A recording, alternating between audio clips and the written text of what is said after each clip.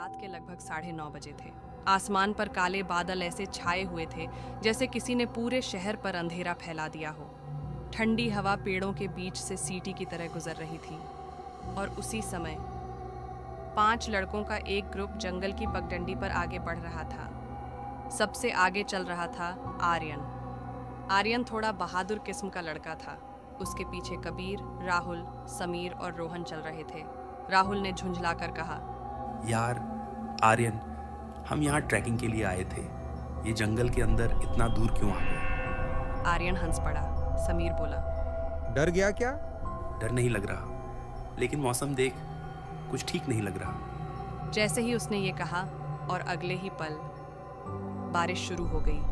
पहले हल्की, कुछ ही मिनटों में पूरा जंगल भीग गया। रोहन चिल्लाया, अबे भागो, कहीं छत ढूंढो। सब दौड़ते हुए आगे बढ़ने लगे।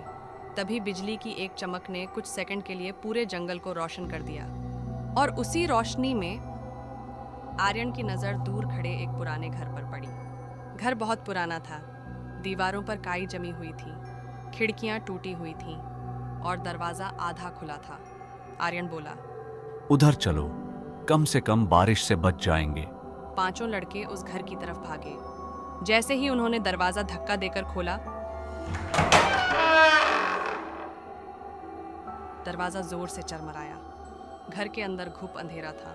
राहुल ने मोबाइल की टॉर्च ऑन की, रोशनी फैली और सबने देखा घर के अंदर धूल की मोटी परत थी, जैसे सालों से कोई यहाँ आया ही ना हो।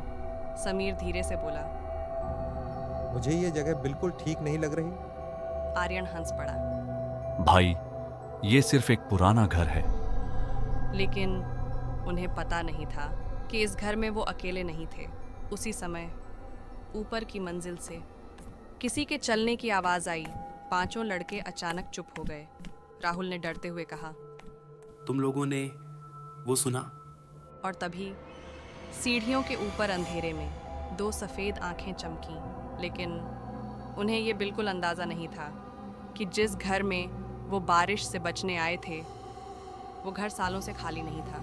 ऊपर की मंजिल के अंधेरे में कोई था जो चुपचाप उन्हें देख रहा था और शायद वो इंतज़ार कर रहा था कि उनमें से पहला कौन होगा जो इस घर से ज़िंदा बाहर नहीं जा पाएगा।